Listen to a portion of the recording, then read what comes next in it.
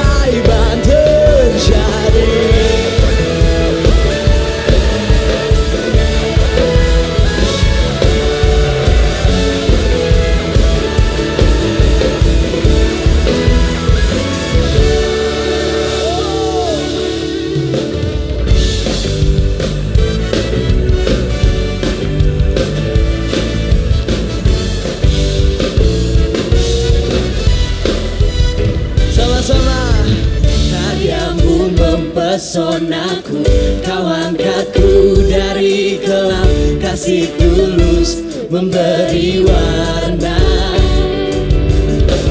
Kau buang semua gelisah, kau beriku sukacita, kau buatku selalu tertawa. Kau taruh lagu baru dalam hatiku, mulutku bersorak memuji namamu. Dari hatiku mengalir pujian bagimu, sukacita Rohmu hadir di sini. Menari memuji di hadapanmu Yesus, sukacita Rohmu hadir di sini.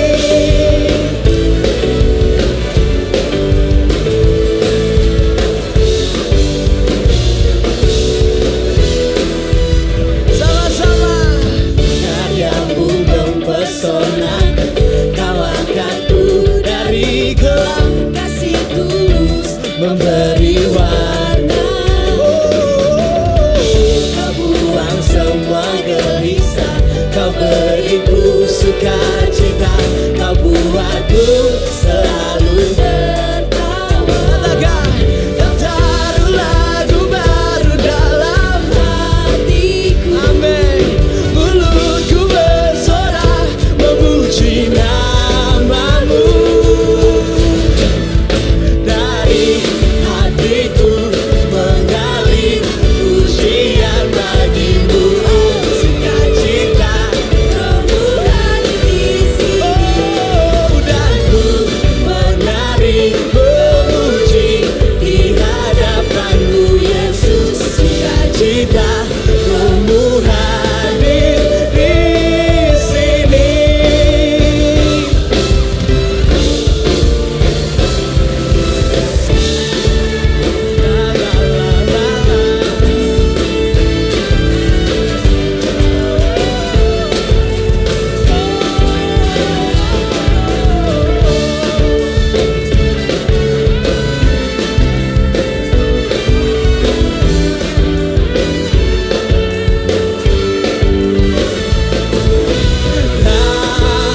la, la, la, la.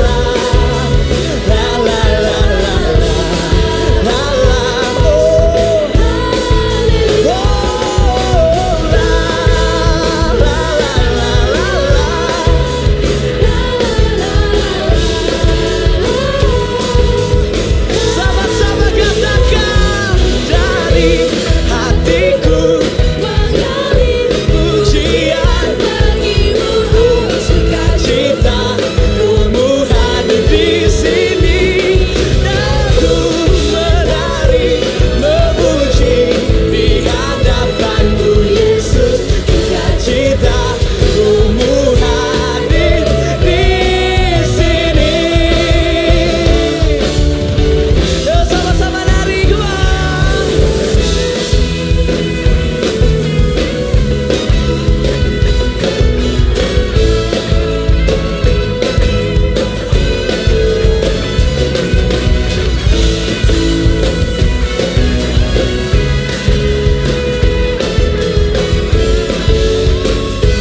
Rohmu hadir di sini. Shalom Augiers, apa kabarnya? Saya percaya pasti luar biasa walaupun kita ibadah di rumah masing-masing. Yang pertama saya ingin menyambut kalian yang pertama kali bergabung bersama kami. Welcome home. Selamat bergabung di ibadah Army of God Jabodetabek.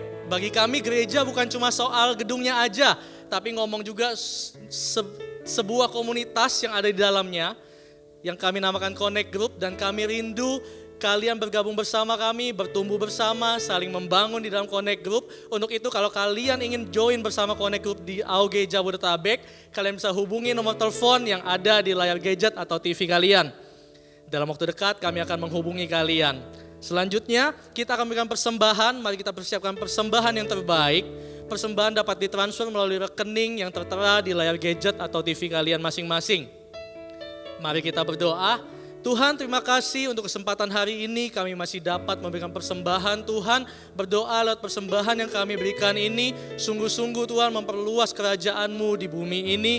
Kami berdoa hati-Mu pun disenangkan lewat persembahan kami Tuhan. Engkau yang lihat hati kami, Engkau yang lihat kesungguhan hati kami Tuhan untuk mempersembahkan yang terbaik bagi-Mu. Hanya dalam nama-Mu kami berdoa dan mengucap syukur. Amin. Selanjutnya ibadah minggu depan kita tetap akan terhubung lewat online. Jadi jangan sampai lupa ibadah online minggu depan. See you next week. God bless you.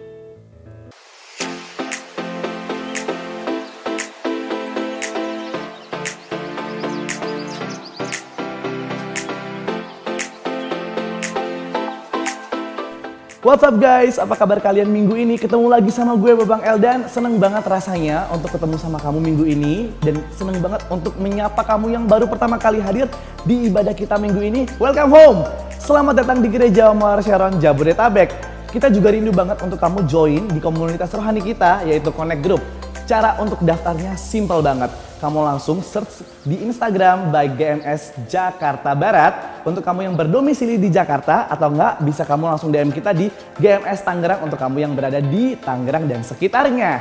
Well, kita tunggu ya untuk kamu DM ke sana. Kita lihat juga ada apa sih selama 1 minggu ke depan. Check this out.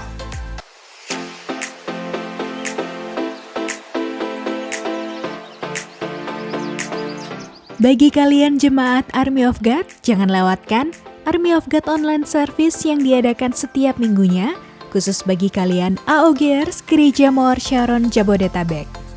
Tidak lupa juga bagi kamu yang memiliki adik, keponakan atau kerabat berusia 2 hingga 12 tahun, kami mendorong kamu untuk mengajak mereka terhubung dalam ibadah online Eagle Kids sesuai dengan level usia mereka, yaitu All Star untuk anak berusia 2 hingga 5 tahun, Super Trooper untuk anak dari grade 1 hingga grade 3, dan Voltage untuk anak dari grade 4 hingga grade 7.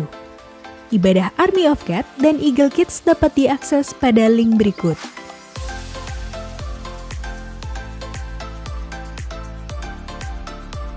Minggu depan adalah minggu persembahan misi. Mari persiapkan diri Anda untuk memberi yang terbaik. Hati yang gembira adalah obat yang manjur. Jangan lupa untuk terus berbahagia, Algers. Babang Eldan untuk news minggu ini, Gereja Mawar Sharon Jabodetabek, making disciples, transforming lives. Making disciples, transforming lives.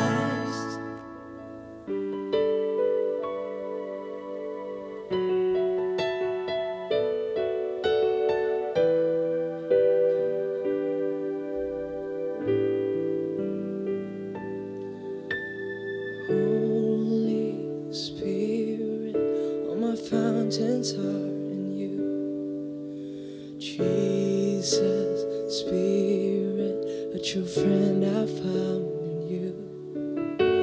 Spring of love, joy and peace, you breathe your life in me. Patiently you will always wait for me.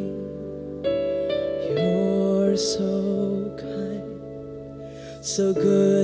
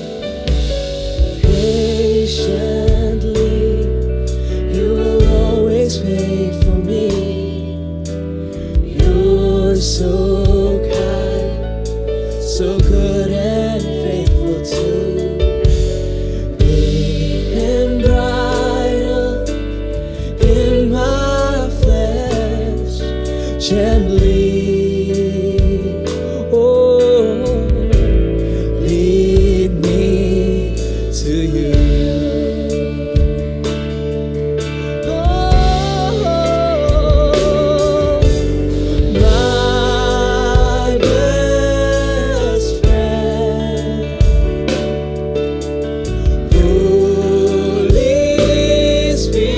Spirit, Holy Spirit, my best friend, my best friend, my best friend,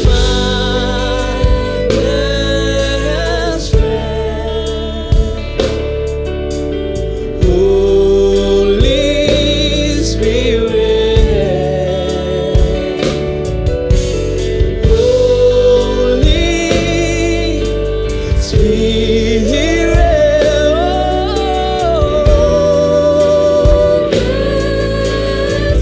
you're my best friend, my best friend.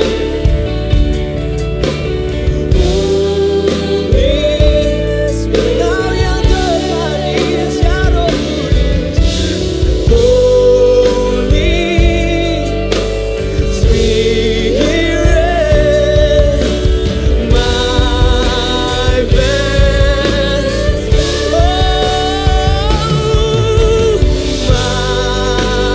best friend, Holy Spirit, Holy Spirit, my best friend.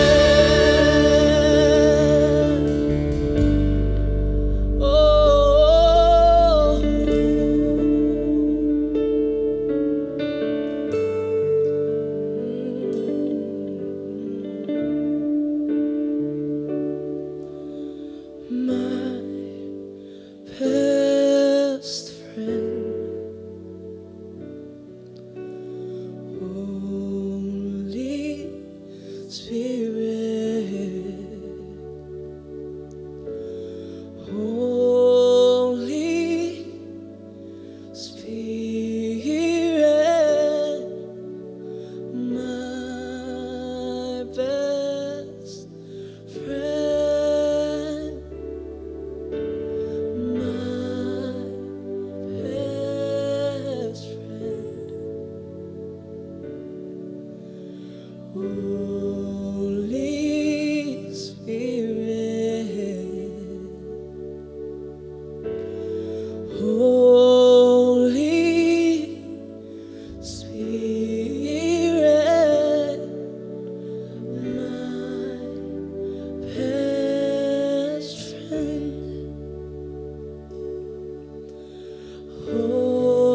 Holy Spirit, my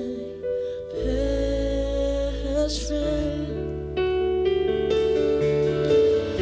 Holy Spirit, my best friend. Haleluya.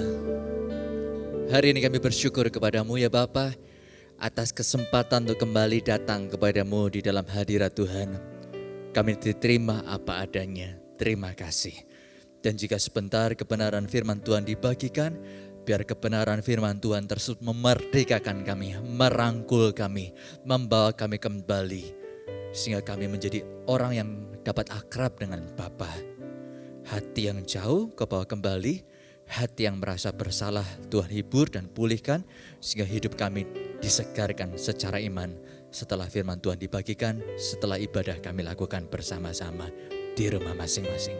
Terima kasih Tuhan, berkati firman Tuhan hari ini di dalam nama Tuhan Yesus kami berdoa dan bersyukur. Amin. Halo, shalom saudara, apa kabar? Senang bisa menyapa Anda pada kesempatan hari ini. Dan saya percaya berbicara soal kabar tentunya bisa banyak jawaban yang saya akan terima. Mungkin Anda ada yang berkata senang sebab menjadi lebih santai, semua hal bisa dikerjakan dari rumah.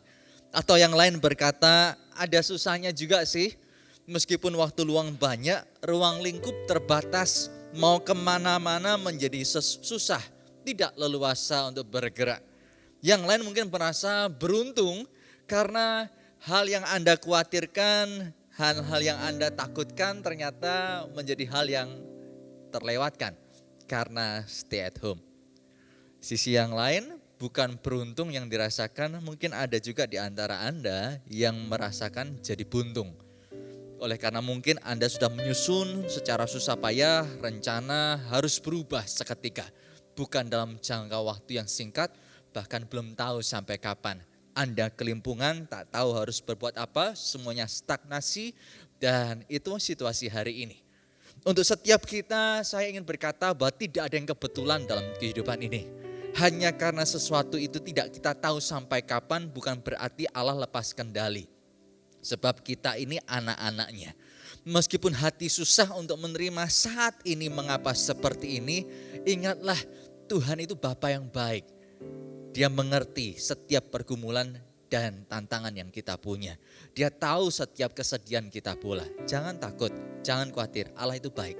Saya ingin berbagi sedikit bahwa dalam kehidupan yang seperti ini saya menyadari tidaklah mudah untuk menerima perubahan yang mendadak dan besar-besaran. Saya orangnya mungkin seperti Anda. Kita menjadi orang yang terplanning, bukan orang spontan yang mudah berubah. Karena itu pada saat ada perubahan sesuatu yang mendadak dan besar dalam kehidupan saya bisa ikut kelimpungan pula. Tetapi saya belajar pada waktu situasi itu terjadi untuk mengucap syukur dalam segala keadaan. Karena itu yang diajarkan dan diingini Kristus dalam kehidupan kita. Meskipun hari itu tak paham, saya menyadari ketaatan tersebut menjadikan saya menjadi orang yang berujung situasi yang buruk menjadi batu loncatan, bukan batu sandungan. Ujung dalam perjalanan ketidaknyamanan itu saya mengalami Kristus lebih dari sebelumnya. Saya mengenal Tuhan dan janjinya menjadi nyata lebih banyak, lebih sering dari yang saya kira. Karena itu saya mengajak sebagai sesama anak Tuhan. Di situasi yang tak seperti yang diharapkan ini, situasi yang tak tahu hingga kapan ini akan berhenti, percayalah dalam kontrol dan rencana Allah. Ada yang baik yang kita bisa petik, ada yang bisa kita lihat. Karena itu biar firman Tuhan hari ini bisa menjadi penghiburan dan kekuatan bagi setiap kita. Yang setuju katakan amin. Nah saudara, lebih jauh lagi pada kesempatan ini saya juga ingin mengajak bahwa karena sekarang kita banyak waktu luang, bukan berarti waktu luang itu kesempatan kita begitu saja lewat. Ada dua tipe orang. Yang pertama, di waktu luang yang banyak berkesempatan untuk bertumbuh, sehingga ujung dari waktu luang ini selesai, dia siap untuk menghadapi hidup selanjutnya. Tetapi ada juga orang yang justru tertuduh, bukannya bertumbuh tapi tertuduh. Oleh karena waktu luang banyak, hidup mulai lepas dari keteraturan yang sudah tertata, menjadi bebas tanpa tatanan tersebut. Bebas dari aturan-aturan, keteraturan yang sudah rutin. Sehingga kita tak tahu kapan malam, kapan siang. Malam begadang, siang tidur seharian. Lalu perlahan kita menjadi orang yang siklusnya berubah pula. Dari hari demi hari kita mulai tidak nyaman, aktivitas berubah. Yang tergeser pula adalah persekutuan kita dengan Tuhan. Semula baik, kalau jadwalnya rutin dan teratur, kegiatan semua berjalan dengan seperti mana luar biasanya. Tapi dengan waktu luang ternyata berimbas kepada persekutuan kita dengan Tuhan pula. Lambat laun kita merasa, aduh nanti aja deh doanya, nanti aja deh saat teduhnya, mundur. Ujungnya kita merasa jauh dari Tuhan. Waktu masa luang, waktu yang banyak ini hilang, habis, kita merasa tertuduh karena kita merasa jauh. Tak bisa jadi berkat di waktu luang bagi orang-orang di sekitar kita. Nah karena itu saya ingin mengingatkan hati-hati. Sebab di masa waktu luang ini bisa menjadi kesempatan untuk bertumbuh atau tertuduh. Saya ajak jangan sampai menjadi orang yang tipenya kedua, tertuduh. Karena kita akan melewatkan begitu banyak waktu luang begitu saja. Karena ketidakjelasan mau berbuat apa selama waktu itu kita lewati. Nah, karena itu mari bersama-sama melalui kebenaran firman Tuhan kita belajar sesuatu supaya kita bisa menang dari tuduhan dan masa ini kita lewati, kita selesaikan dengan kegemilangan. Saya memulai dengan sebuah kisah mitos yang ada di Yunani. Mungkin Anda pernah mendengar, judulnya adalah Kotak Pandora. Judulnya memang Kotak Pandora. Apakah sebenarnya itu kotak? Ternyata tidak, bentuknya guci. Tetapi untuk memudahkan orang menyebutnya itu Kotak Pandora. Apakah Kotak Pandora ini? Nah, ini adalah sebuah kisah yang akan saya bagikan. Suatu kali Zeus menciptakan seorang wanita yang sangat cantik dan memberi nama Pandora kepada dia. Serta mengirimnya ke dunia untuk memikat hati seorang raja yang ada di bumi. Memikat seorang dewa lainnya yang ada di bumi. Dan siasat itu ternyata berhasil karena dewa tersebut yang ada di bumi jatuh cinta kepada Pandora dan mereka berencana untuk melangsungkan pernikahan. Di hari pernikahan mereka berdua, Zeus menghadiahkan sebuah kotak. Disinilah yang disebut dengan nama Kotak Pandora. Zeus menghadiahkan sebuah kotak dengan sebuah pesan bahwa kotak ini boleh dilihat dan dipegang, tapi jangan sekalipun untuk dibuka. Karena pada waktu engkau membukanya, engkau akan merusak semua yang baik yang sudah engkau punya. Hal tersebut diterima oleh Pandora dan dipegang sebagai sebuah peraturan. Tapi hari berlanjut hari, makin lama Pandora semakin besar penasaran di hati. Ingin tahu apa isi kotak atau guci ini.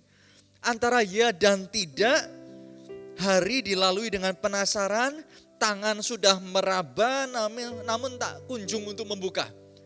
Sampai suatu kali keinginan sudah bulat, keputusan pun dibuat untuk membuka kotak yang ada.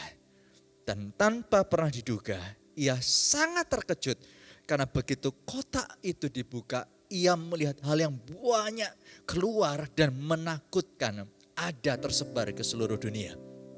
Pandora melihat adanya penyakit, adanya kejahatan, kebencian, kelaparan, balas dendam, dan semua negatif di dunia tersebar dari kotak itu.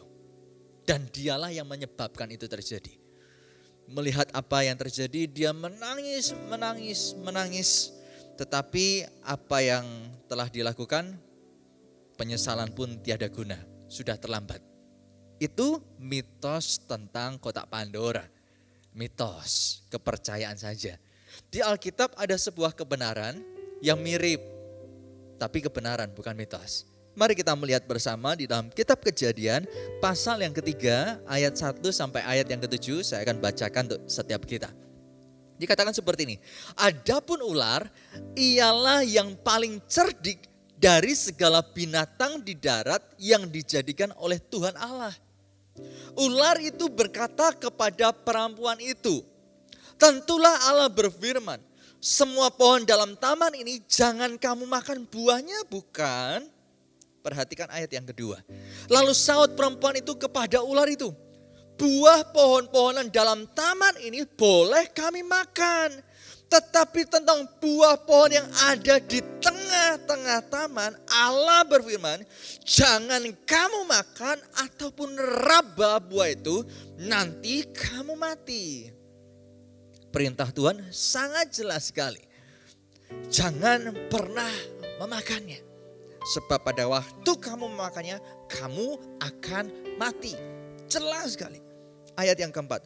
Tetapi ular itu berkata kepada perempuan itu, sekali-kali kamu tidak akan mati. Wow, beda sekali. Tuhan berkata kamu akan mati pada waktu kamu memakannya. Tetapi ular justru berkata kamu tak akan mati. Ayat kelima. Tetapi Allah mengetahui bahwa pada waktu kamu memakannya, matamu akan terbuka. Dan kamu akan menjadi seperti Allah. Tahu tentang yang baik dan yang jahat. Perempuan itu melihat, setelah memikirkan, mendengar, merenungkan apa yang dikatakan si jahat, ia melihat kembali buah pohon itu baik untuk dimakan dan sedap kelihatannya. Lagi pula pohon itu menarik hati karena memberi pengertian. Katakan bersama-sama, pengertian. Lalu yang mengambil dari buahnya dan dimakannya dan diberikannya juga kepada suaminya yang bersama-sama dengan dia. Dan suaminya pun memakannya. Mereka berdua memakannya. Perhatikan ayat ke-7. Dikatakan, maka terbukalah mata mereka berdua dan mereka tahu bahwa mereka telanjang. Lalu mereka menyemat daun pohon ara dan membuat cawat. Saya ulangi ayat yang ke-7. Sebab ayat yang ke-7 memberi pengertian kita yang agak berbeda yang perlu kita telaah. Sebab firman Tuhan berkata, pada waktu kamu memakannya, ya Adam Hawa, kamu akan mati. Iblis berkata, engkau tak akan mati, engkau justru akan seperti Allah. Tahu yang baik dan yang jahat, akan ada pengertian di sana. Dan ternyata kok betul ya. Di ayat yang ke-7 setelah mereka memakannya, dikatakan Alkitab, bukan mati, tapi terbukalah mata mereka berdua dan mereka tahu bahwa mereka telanjang. Lalu mereka menyemat daun pohon ara dan membuat cawat. Sebuah pertanyaan yang perlu kita pikirkan dan renungkan baik-baik adalah, apakah Allah berdusta ataukah Allah salah menyebutnya? Sehingga apa yang dikatakan Allah kok tidak terjadi seperti realitanya.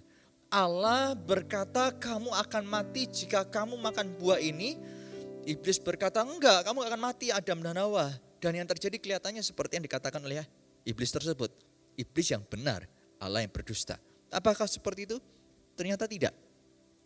Kata mati di sini konteksnya memberitahu kepada kita bukan mati yang berarti berakhirnya suatu perjalanan kehidupan. Mati di sini bukan berarti berakhir semuanya. Tetapi kata mati di situ menunjukkan sebuah arti terjadi pemisahan. Katakan bersama-sama pemisahan. Terjadi pemisahan antara Tuhan dan manusia sejak mereka melanggar firman Tuhan. Sejak mereka berdosa ada pemisahan antara Tuhan dengan mereka. Saudara sekalian, menarik untuk kita perhatikan bahwa di mana ada dosa, maka di situ akan ada pemisahan. Itulah yang disebut kematian. Dalam konteks ini, untuk kita pahami bersama. Terjadi pemisahan antara kita dengan Tuhan. Kita terpisah dari Allah. Dan jika kita terpisah dari Allah oleh karena dosa, maka satu paket dosa kita itulah yang akan kita terima. Dan itu yang ngeri. Itu yang bahaya. Sebab paket dosanya, Yeskiel pasal yang ke-18 ayat yang ke-4 bagian B berkata, dan orang yang berbuat dosa itu yang harus mati. Roma pasal ke-6 ayat 23 bagian A berkata, sebab upah dosa adalah maut. Dengan kata lain, begitu kita menjadi orang yang tahu firman Tuhan, lalu kita berbuat dosa, pada waktu kita melakukan dosa, itulah momen kita terjadi pemisahan antara Tuhan dengan kita. Allah berpisah dengan kita karena kita sepihak dengan dosa dan kita akan sepaket dengannya menerima maut di dalam keputusan kita. Dan paling tidak ada 3 macam jenis kematian yang terjadi dalam kehidupan Adam dan Hawa pada saat mereka berdosa. Dan saya percaya hal tersebut bisa menjadi hal yang kita renungkan, kita refleksikan dalam kehidupan kita. Sehingga selesai firman Tuhan dibagikan, kita bisa menjadi orang yang mengoreksi bagaimana hidup kita saat ini. Apakah kita sedang ada di dalam ketiga jenis kematian tersebut, atau salah satunya atau salah duanya yang membuat kita harus menyadari keadaan kita itu sedang bahaya. Dalam situasi yang urgent, perlu segera dapat perhatian. Keadaan saudara saya dan saya saat kita dalam dosa itu adalah keadaan yang mengerikan, membahayakan, Nah, namun sebelum saya berbicara tentang 3 macam jenis dosa ini, saya ingin terlebih dahulu kita menyadari bahwa kebenaran dan dosa atau kebohongan itu sangat bertolak belakang. Kebenaran dan dosa itu sangat bertolak belakang. Jika kebenaran itu berarti adalah cara pandang Tuhan terhadap sesuatu. Sumber dari kebenaran adalah Kristus sendiri, Tuhan sendiri. Jadi apa yang Tuhan nilai itulah yang kita pandang sebagai kebenaran. Itu benarnya begitu. Kalau Tuhan berkata jangan kamu makan nanti kamu mati, itulah yang benar. Bahwa saat orang melanggar firman Tuhan tersebut ia akan mati. Meskipun secara fisik masih hidup, ada kematian yang lain yang terjadi dalam kehidupannya. Itulah yang disebut dengan kebenaran. Sumber kebenaran Kristus sendiri, sebab ia berkata dalam Yohanes pasal yang ke-14 bagian ayat yang ke-6, akulah jalan dan kebenaran. Dengan kata lain, jika Allah adalah sumber kebenaran, maka dalam apapun yang Allah kerjakan tidak akan pernah keluar dari koridor tersebut. Tak akan pernah keluar dari koridor kebenaran. Semua yang Allah lakukan itu benar. Sumber kebenaran adalah Allah sendiri. Sedangkan berbeda dengan dusta, sebab kalau Yohanes pasal 14 ayat ke-6 berkata Yesuslah jalan dan kebenaran dan hidup. Alkitab juga memberitahu kepada kita sumber dari dusta, sumber dari kebohongan ternyata iblis sendiri. Saya bacakan ya, Yohanes 8 ayat ke-44.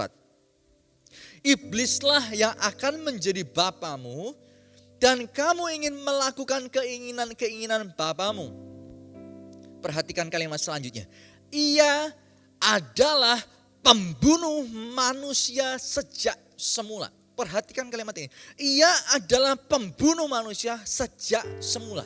Ia ternyata iblis itu adalah oknum yang selalu ingin kematian, perpisahan antara manusia dengan Allah sejak dari mulanya. Sejak Adam dan Hawa, ia sudah menginginkan terjadi kematian itu dalam kehidupan Adam dan Hawa. Kalimat lebih jauh, dan tidak hidup dalam kebenaran. Sebab di dalam iblis tidak ada kebenaran. Garis bawahi kalimat itu. Di dalam iblis tidak ada kebenaran. Nihil kebenarannya. Apabila ia berkata dusta, ia berkata atas kehendaknya sendiri. Sebab ia adalah pendusta dan bapa segala dusta. Saya ulangi, ia adalah pendusta. Iblis adalah pendusta, setan adalah pendusta, pemberi kebohongan, sumber kebohongan, sebab ia adalah bapa segala dusta. Karena itu apapun yang dilakukan iblis dalam kehidupan manusia, dan kita melihat contoh dari Adam dan Hawa, kelihatannya memberitahu yang benar bukan yang salah kepada mereka. Allah memberitahu kamu akan mati kalau memakan buah tersebut. Tetapi iblis akan memberitahu yang beda, yang lebih benar. Bukan mati tapi justru kamu akan hidup seperti Allah. Semua yang dilakukannya seakan memberi jalan keluar, memberikan petunjuk, memberikan pencerahan. Bukan untuk kebaikan manusia. Sebab tujuannya selalu berujung pada pembunuhan. Keterpisahan kita dengan Allah. Kelihatan sebaik apapun dialah pendusta itu. Nihil kebenaran. Tidak ada kebenaran. Karena itu saya mengajak setiap kita untuk sadar jika di momen yang seperti ini sebagai anak-anak Tuhan, kita punya banyak waktu luang, kita punya banyak kesempatan, saya dorong jangan menjadi orang yang melewatkannya menjadi kesempatan untuk bertumbuh. Jangan jatuh menjadi area dituduh terus menerus. Dan saya ajak, karena di momen kita tak tahu harus berbuat apa di masa seperti ini, itu peluang besar untuk iblis melancarkan tuduhan, kebohongan, sehingga setiap kita menjadi orang yang ujungnya terpisah dari Allah dan mengalami kematian demi kematian. Dan itu bahaya. Jika iblis tak memberitahu kebenaran kepada Anda dalam perbuatan Anda yang menggoda, mengarah nafsu, mengarah kepada dusta dan dosa, izinkan sebagai penyampai firman Tuhan, memberitahukan yang benar kepada Anda. Saat iblis tak menyampaikan kebenaran, biarlah hari ini firman Tuhan yang menerangi, sehingga Anda tahu apa yang Anda lakukan dan posisi gelap di mana Anda berada. Dengan terang tersebut Anda dapat segera kembali pulang ke rumah Bapa, ke hadiratnya, sehingga hidup Anda kembali penuh dengan tuntunan Tuhan dan sukacita. Amin. Oke, mari kita melangkah lebih jauh. Ada 3 kematian yang akan kita terima pada saat kita hidup di dalam kebohongan iblis dan kita jatuh di dalam dosa. Yang pertama, ayat yang ke-7, mari kita membaca. Ayat yang ke-7 ini berbicara kematian pertama adalah terpisah secara rohani atau pemisahan rohani. Hubungan yang akrab dengan Tuhan menjadi rusak. Ayat ke-7 dikatakan, maka terbukalah mata mereka berdua dan mereka tahu bahwa mereka telanjang. Lalu mereka menyemat daun pohon ara dan membuat cawat. Saya ulangi. Maka terbukalah mata mereka berdua, Adam dan Hawa, lalu mereka tahu bahwa mereka ini telanjang. Pertanyaan saya adalah, apakah mereka dari dulu itu enggak telanjang? Bukankah dari dulu mereka telanjang? Tetapi ternyata pada saat kita jatuh dalam dosa, mata menjadi terbuka.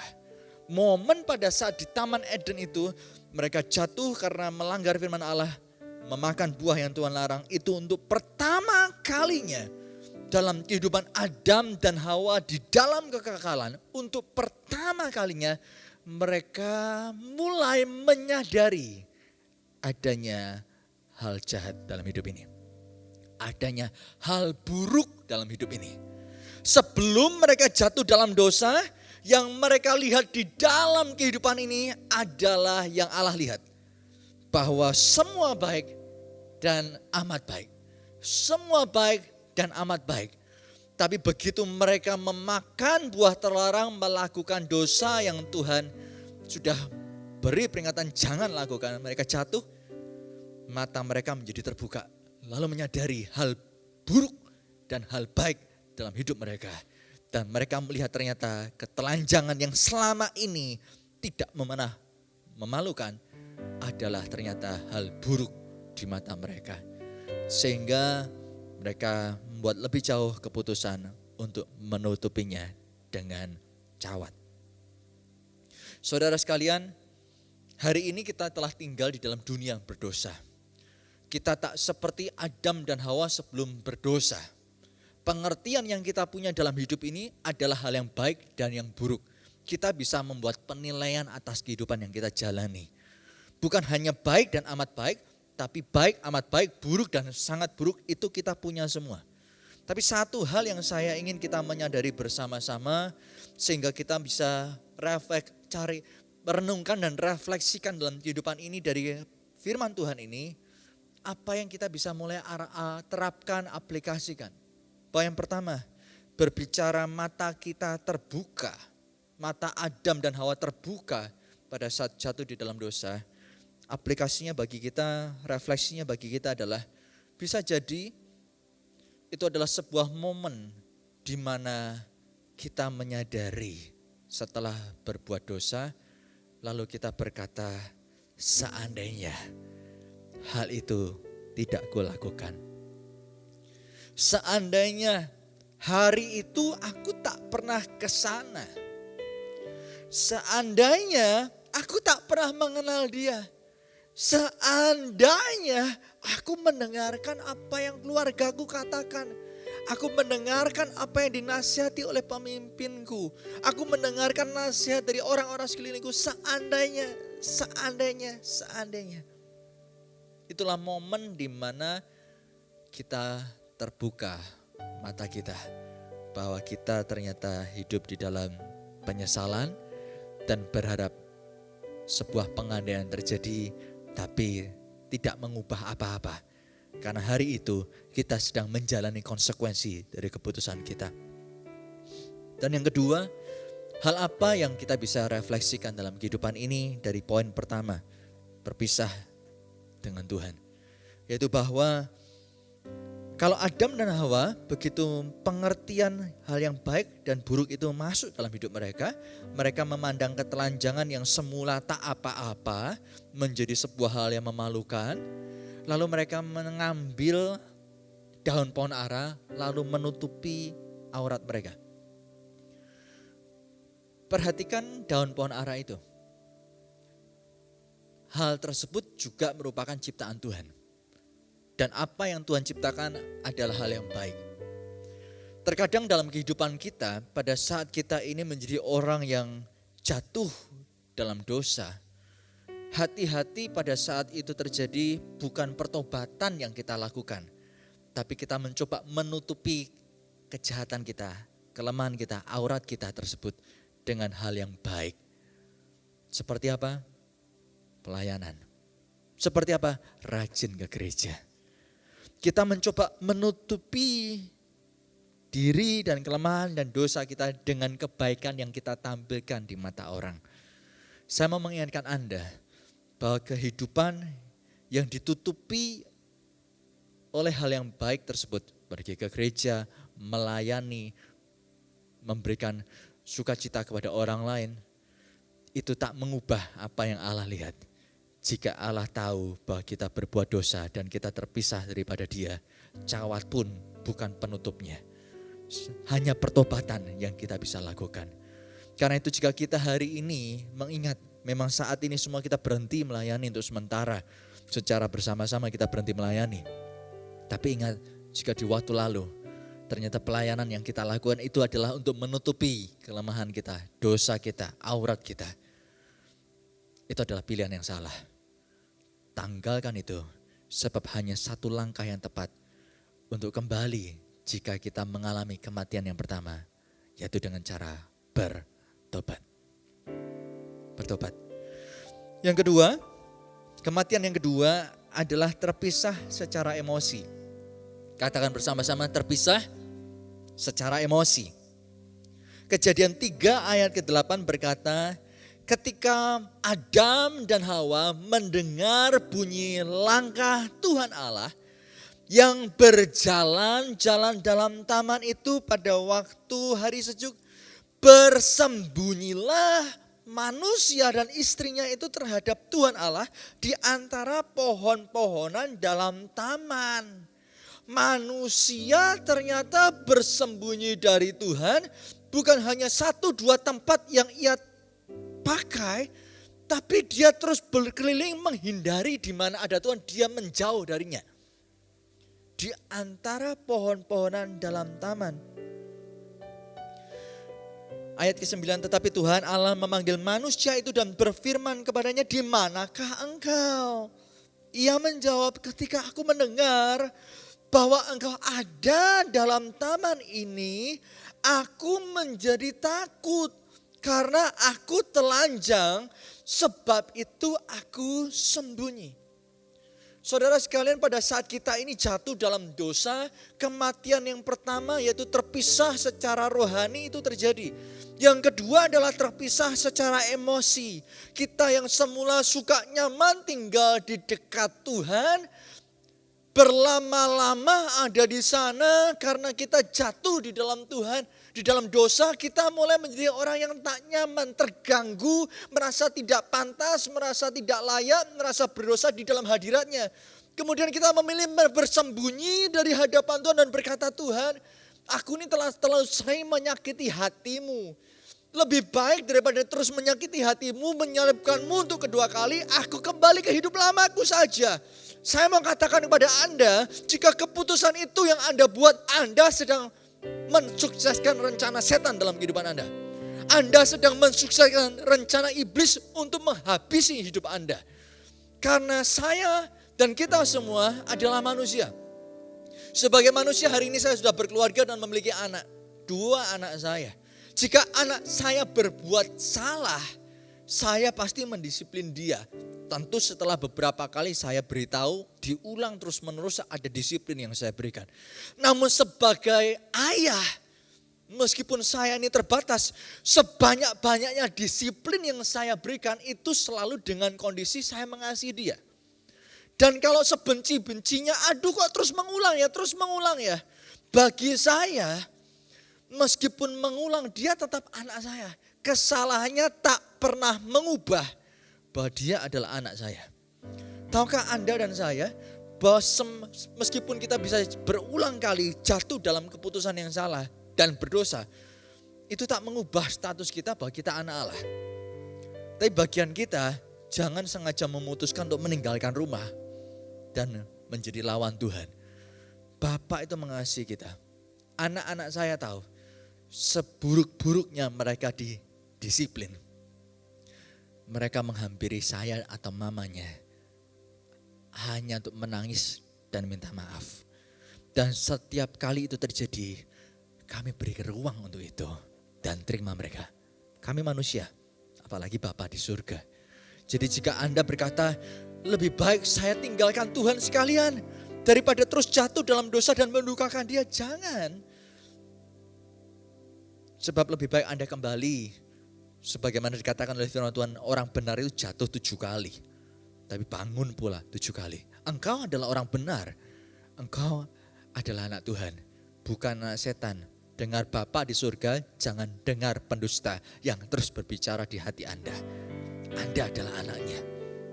Karena itu setelah Adam dan Hawa ternyata mereka menghindari Tuhan. Mereka menjadi orang yang sudah tak nyaman lagi dengan Tuhan. Seringkali yang terjadi kelanjutannya adalah ini. Mari kita coba lihat. Bukankah emosi kita menjadi tidak stabil? Seperti kalau kita punya hubungan yang baik dengan Bapa. Kita bisa menjadi orang yang emosi lamanya bangkit kembali.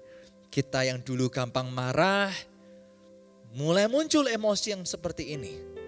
Kita yang gampang tersinggung, setelah mengenal Tuhan dan hidup dekat dengan Allah, emosi itu bisa terkuasai, terkendali. Kita hidup dengan baik dan menyikapi segala situasi yang tidak enak pun dengan tepat. Tapi setelah kita jatuh dalam dosa yang bertubi-tubi dan kita mengambil keputusan, sudahlah gak mau kembali kepada Tuhan deh. Yang terjadi adalah emosi itu bangkit kembali. Kita mudah tersinggung, kita mudah marah. Mungkin Anda berkata, Pak, kesabaran orang itu tentu ada batasnya. Saya setuju dengan itu. Tapi pertanyaannya, apakah batas dari kesabaran Anda itu adalah karena sudah waktunya bertindak tegas, atau karena ternyata Anda sudah jauh dari Tuhan itu? Anda terpisah dari Allah. Jika Anda berkata, Pak, saya ini sabarnya habis, keputusan tegas harus saya lakukan, ini yang terbaik, silahkan. Tetapi jika dasar dari statement Anda adalah karena itu sudah jauh dari Tuhan, saya memang ingatkan, mau sesabar apapun, kemudian kesabarannya habis, dilanjutkan dengan Anda marah-marah, kembali ke tabiat lama. Bukankah itu semakin memperburuk Anda? Sampai kapan Anda akan dipuaskan dengan hal buruk yang Anda lakukan? Tidak akan pernah. Karena hati manusia itu lubang. Selalu perlu dan tak dapat dipuaskan jika bukan Tuhan yang mengisinya. Amsal pasal ke-28 ayat pertama berkata, orang fasik lari walaupun tak ada yang mengejarnya. Aneh ya, orang lari itu harusnya kalau ada yang mengejar. Ini gak ada yang mengejar, gak ngejar waktu juga lari. Kenapa? Itu berarti bahwa tidak ada rasa aman di dalam dirinya. Dikatakan lebih jauh, tetapi orang benar merasa aman seperti singa muda. Saat kita itu dekat dengan Tuhan, kelemahan apapun itu akan digantikan, terjadi barter di dalam hadiratnya. Hati kita bisa diperbarui, dipulihkan. Sehingga dari susah mengampuni, menjadi gampang mengampuni. Karena kita tahu, kita diampuni oleh Bapa dari dosa yang besar, masakan kita tidak mengampuni orang sesama yang bersalah kepada kita. Kita tahu, meskipun kita terluka, tetapi kita punya pengertian yang baik yang Tuhan singkapkan. Dia melukai kita, karena siapa tahu dia juga pernah dilukai. Tapi tak pernah ada orang yang mengajarkan orang tersebut bagaimana mengampuni. Sehingga karena dia tidak ada yang mengajarkan yang baik, hal yang buruk yang terus dilakukan. menyadari hal itu, kita menjadi sadar dan berkata, aduh aku beruntung sekali ya dekat Tuhan, sehingga hikmat ini aku rasakan, aku terima. Orang itu tak ada, sehingga kita berujung pada memberkati orang yang menyakiti kita. Bukan karena perintah manusia, tetapi karena perintah Allah. Bukan hanya perintah yang kita lakukan sebagai bentuk peraturan, tetapi sebagai sebuah kesadaran yang kita terima dalam hadiratnya. Emosi kita disegarkan, dipulihkan, kita menjadi orang yang aman. Kita jadi orang yang aman. Mazmur pasal ke-62 berkata, hanya dekat Allah saja aku tenang, daripadanya lah keselamatanku.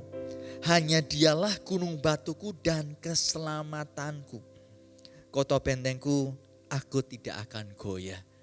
Saudara sekalian, saya ingin kita menyadari bahwa semua yang di dalam dunia ini telah jatuh di dalam dosa. Kita punya semua keterbatasan. Kita punya semua kelemahan.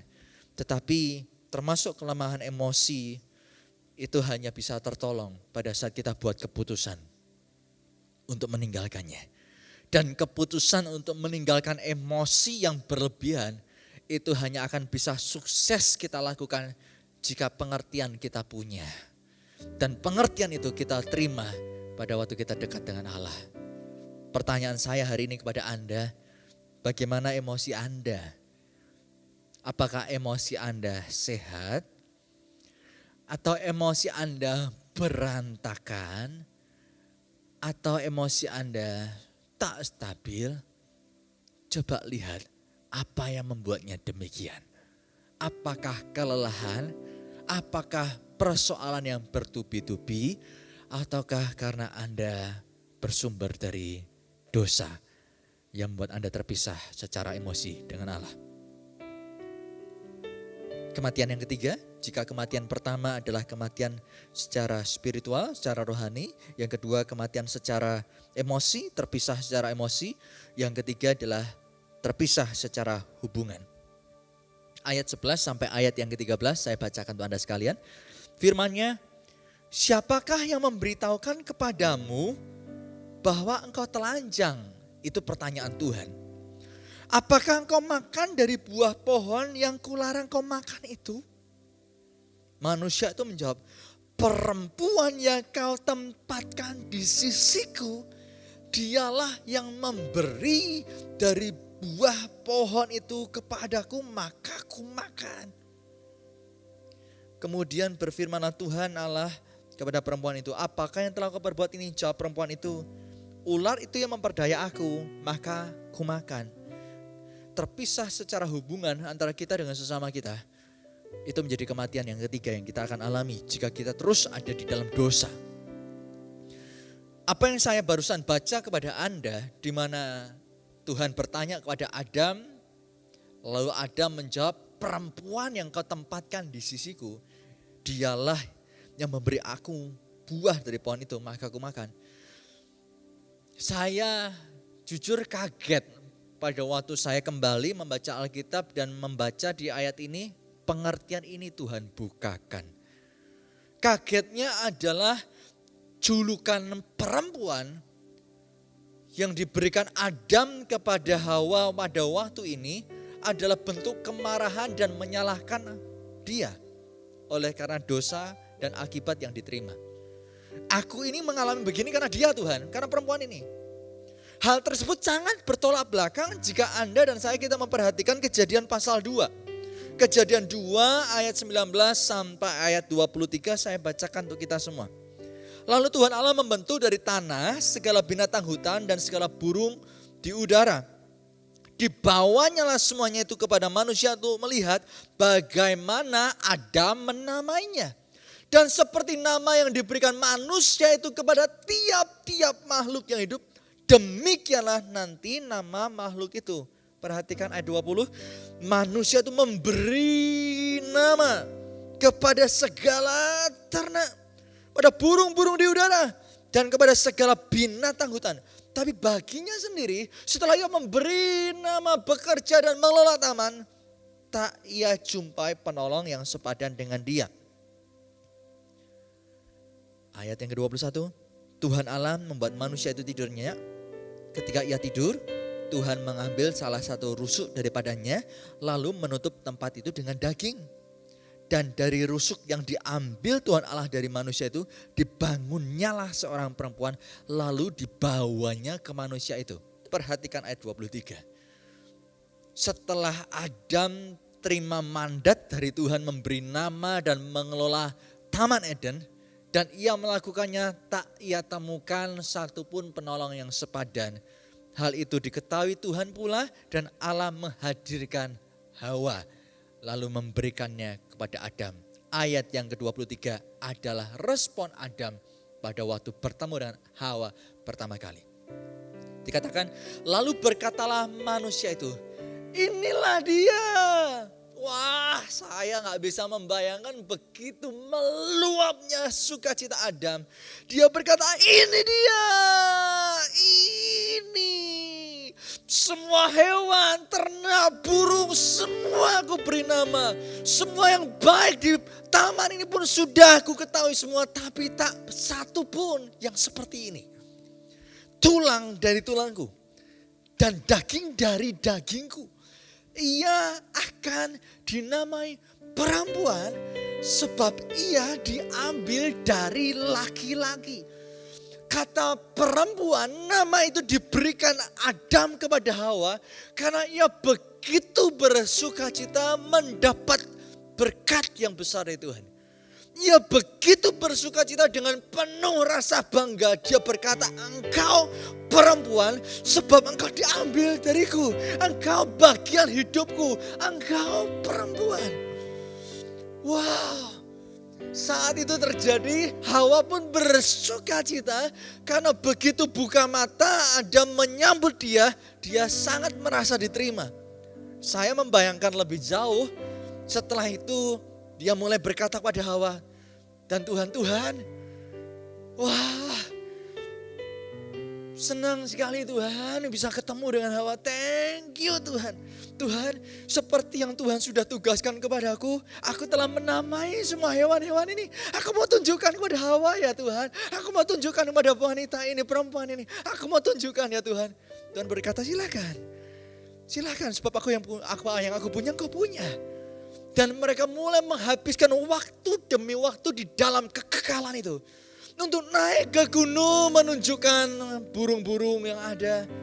Pergi ke pedalang, ke laut atau ke hutan dan lain sebagainya. Menunjukkan apa yang nama yang diberikan Adam pada hewan-hewan yang ada.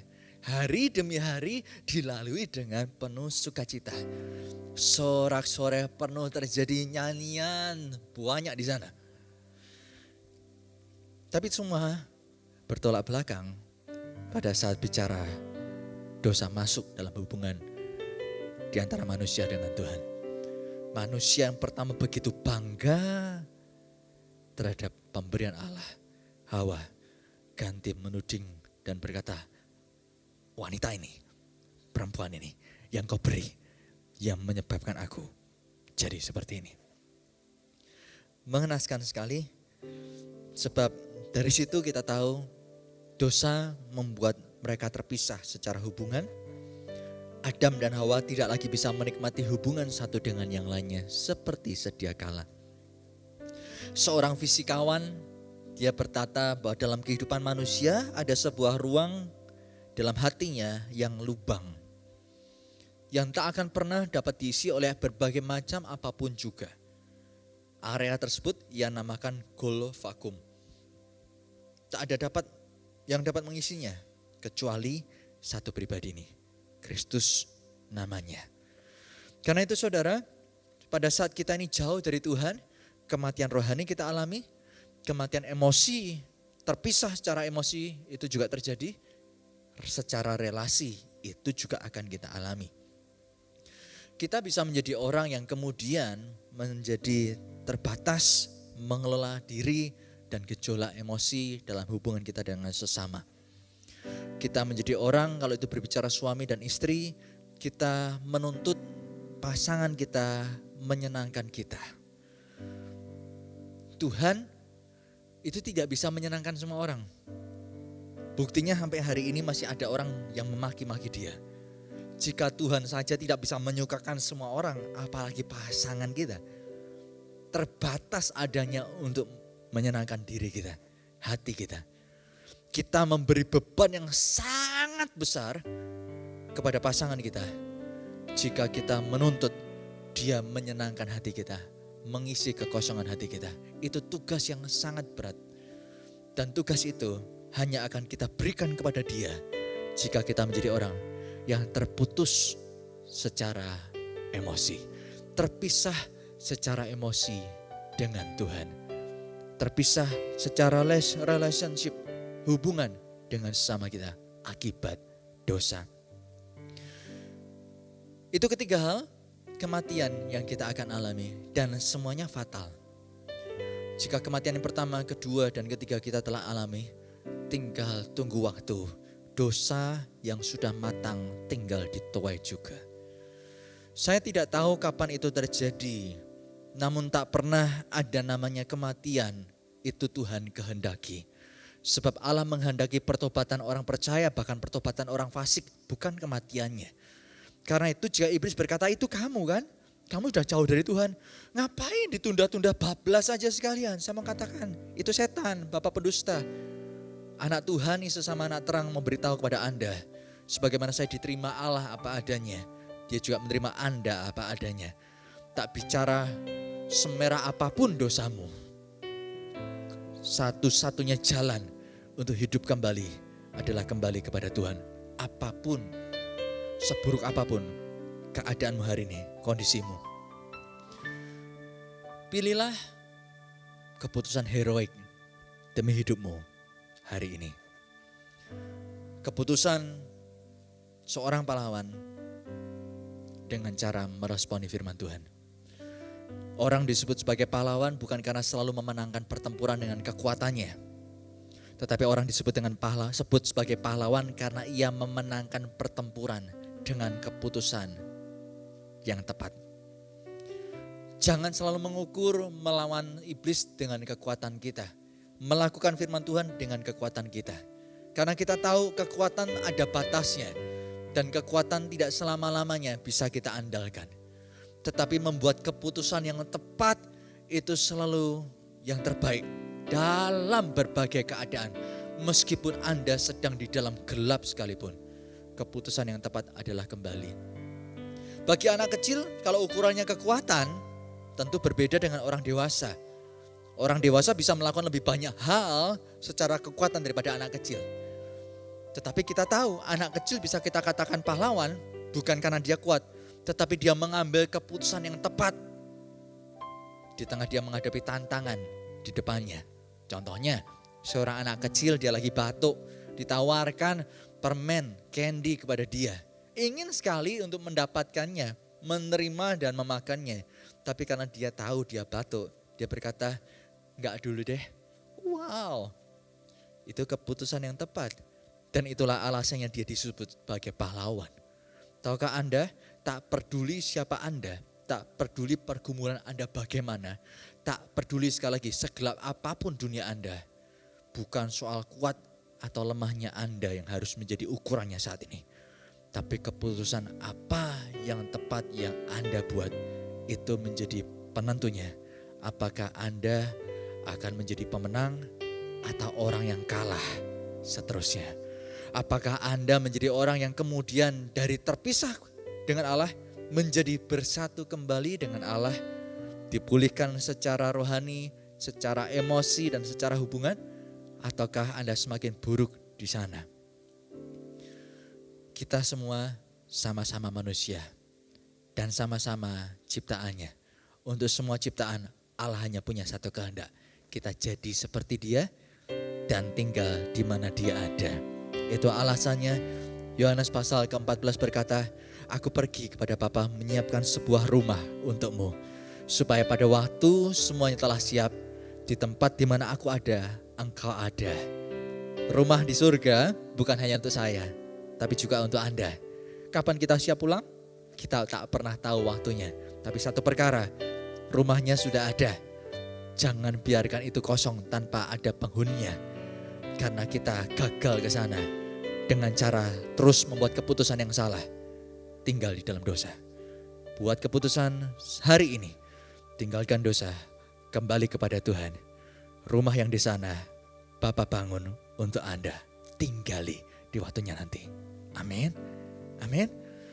Mari bersama-sama firman Tuhan yang baru saja kita dengar ini, kita renungkan. Mari tundukkan kepala kita, teduhkan hati kita, biar firman Tuhan melayani Anda. Hikaralapa syakapaka paralapa sokorelapaka. Hikaralapa karalamaka. Allah Roh Kudus, Engkau yang penuh kasih, Engkau yang penuh baik, Engkau yang penuh kebaikan, penuh kemurahan. Datanglah di ruangan kami, datanglah di samping kami, datanglah di sini. Di tempat segelap apapun kami tahu Engkau ada di sana. Engkau tahu relung hati kami. Dan kami hari ini berseru kepadamu dari kematian ini. Tuhan, selamatkan kami. Selamatkan kami. Selamatkan kami. Yesus, tolong kami. Dosa apapun yang kami bisa sebut, semua nama dosa pun kami bisa nyatakan. Dari semua nama dosa itu, Tuhan selamatkan kami. Tolong kami. Tolong kami. Yesus, tolong kami. Angkat hidup kami, ampuni dosa kami, ampuni dosa kami. Semua nama, bahkan semua nama dosa, tidak ada yang lebih besar dari nama kuasa, dari nama Tuhan kami, Yesus. Yesus, Yesus, dalam nama Yesus, dalam nama Yesus, dalam nama Yesus, dalam nama Yesus ada kemenangan. Dalam nama Yesus ada kelegaan. Dalam nama Yesus ada kemenangan, sukacita, kemerdekaan. Dalam nama Yesus. Karena itu aku melepaskan kuasa ini dalam nama Yesus. Untuk sampai ke hati umatmu yang mendengarkan firman Tuhan yang ada. Mengikuti ibadah yang ada dalam nama Yesus. Sampai membebaskan mereka Tuhan. Karena keputusan yang tepat bukan menutupi dosa dengan hal baik lainnya. Tetapi tak pernah membereskan itu dosa. Mengambil keputusan hari ini. Melangkah dengan jalan yang terbaik. Yaitu kembali kepada Tuhan. Meninggalkan kesalahan, dosa dan kejahatan. Dalam nama Yesus. Dalam nama Yesus. Terima kasih Tuhan. Memberkati setiap umatmu pula. Biar apapun yang menjadi pergumulan mereka hari ini dan ke depan. Setiap umat menyadari. Karena di dalam hadirat Tuhan ada pengertian yang akan diberikan. Buat setiap kami bertumbuh Tuhan. Bukan tertuduh. Menang dan mengalahkan semua tipu muslihat si jahat. Karena kami tinggal bersama dengan Bapa. Terima kasih Bapa. Meteraikan kebenaran firman-Mu. Di dalam nama Tuhan Yesus kami berdoa dan bersyukur. Amin. Saudara, kita telah mengakhiri firman Tuhan. Tiba saatnya momen yang sangat tepat untuk kita lanjutkan dengan perjamuan kudus. Mari kita mempersiapkan roti dan anggur. Dengan roti yang Anda telah siapkan, dengan anggur. Kalau tak ada hal yang lainnya juga Anda bisa gunakan teh, sirup ataupun air putih.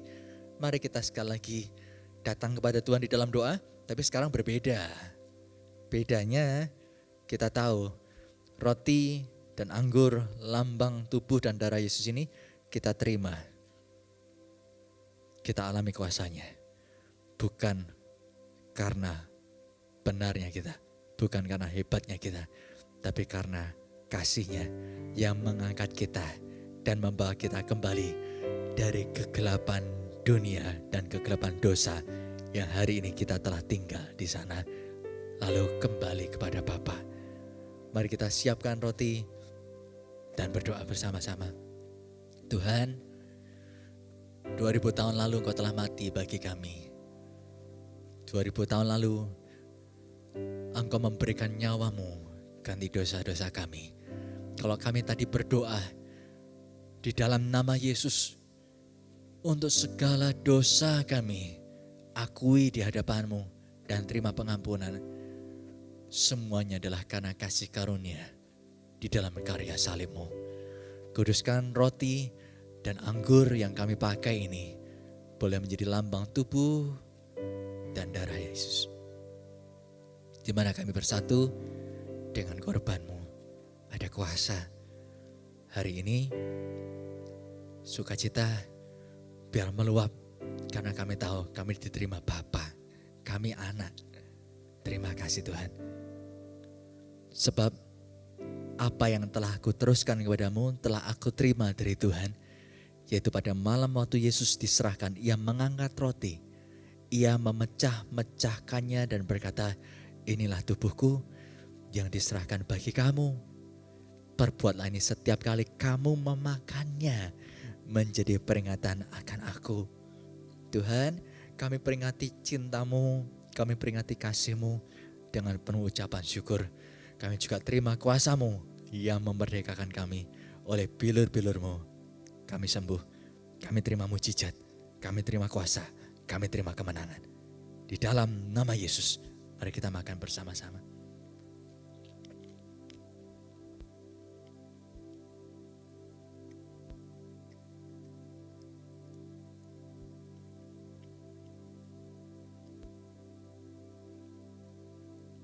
Haleluya. Hati saya tahu satu perkara, sukacita yang saya sulit untuk menggambarkannya itu menguasai hati saya saat ini. Dan saya tahu itulah yang disebut sukacita yang dari Tuhan, itu berbeda dengan sukacita yang dunia berikan. Kita bisa tertawa oleh karena ada komedi, canda dan tawa. Tetapi itu bisa berakhir pada waktu acaranya berakhir. Tapi sukacita dari Tuhan itu melekat kekal sejati adanya. Dan tak terukur betapa luasnya, dalamnya, tingginya sukacita yang ada. Tuhan, kami berdamai dengan-Mu karena Kau mengasihi kami dan menggantikan kami di kayu salib. Kalau kami mengangkat cawan anggur ini, kami menyadari ini adalah perjanjian baru yang hari ini kami hidupi. Dan perjanjian baru itu menjadikan kami disebut sebagai anak Allah.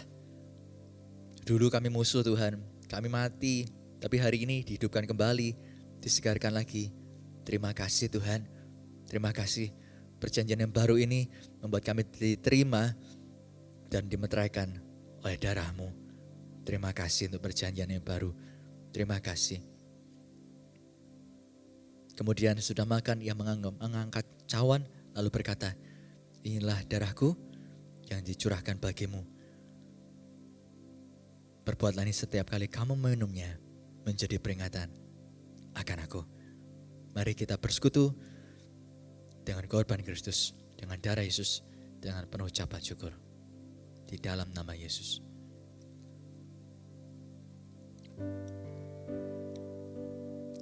Terima kasih Tuhan. Terima kasih Tuhan. Tuhan hamba terbatas tak bisa tumpangkan tangan kepada setiap anak-anak-Mu yang menyaksikan ibadah yang ada. Tapi aku minta satu perkara, peluk mereka Tuhan. Peluk mereka Tuhan, peluk mereka Tuhan. Biar mereka tak selalu melihat kepada jurang maut dan kematian, tapi selalu melihat kepada Bapa, pada Kristus yang telah selesaikan semua pekerjaannya. Sebagai Imam Agung hari ini ia ada. Sehingga kami tak putus asa untuk hidup yang kami jalani. Karena Yesus pun tak pernah putus asa dengan kehidupan kami. Peluk umat-Mu Tuhan. Rangkul, jamah dalam nama Yesus. Jamah Tuhan. Terima kasih, terima kasih. Kami percaya hari ini banyak kemerdekaan, banyak kelepasan yang dialami, diterima. Dan saya mau berkata kepada Anda, jika Anda orang yang mengalami yang saya katakan tadi, sukacita, kemerdekaan, kelepasan, saksikan itu. Dan jangan lupa jadi berkat bagi orang lain melalui kesaksian Anda bisa tuliskan itu di Instagram dan tag Instagram kami untuk kami juga bisa melihat feedback dari Anda. Gereja Mawar Sharon Jakarta Barat atau Instagram Gereja Mawar Sharon Tangerang. Sebagaimana firman Tuhan berkata, oleh karena darah anak domba dan kesaksian anak Tuhan, iblis dikalahkan. hari ini? Bukankah iblis di bawah kaki kita? Karena kasih dan kuasanya kita terima. Amin. Mari kita mengangkat tangan kita. Bapa, bersyukur sekali lagi. Dan sebentar ibadah kami akhiri. Biar setiap kami kembali beraktivitas dengan membawa berkat ini bersama-sama dengan masing-masing orang. Dalam nama Yesus. Dalam nama Yesus. Terimalah kasih karunia, anugerah daripada Allah Bapa, cinta kasih dari Kristus Yesus putranya yang tunggal, dan persekutuan dengan Roh Kudus kiranya menyertaimu dari sekarang sampai Maranatha. Kristus datang untuk kedua kalinya. Engkau biarlah terus bertumbuh, jadi dewasa di dalam iman, jadi kuat di dalam Tuhan, semakin hari disempurnakan selalu menjadi alat kemuliaan namanya. Di dalam nama Tuhan Yesus Kristus, terimalah segala berkat yang terbaik ini. Haleluya. Amin.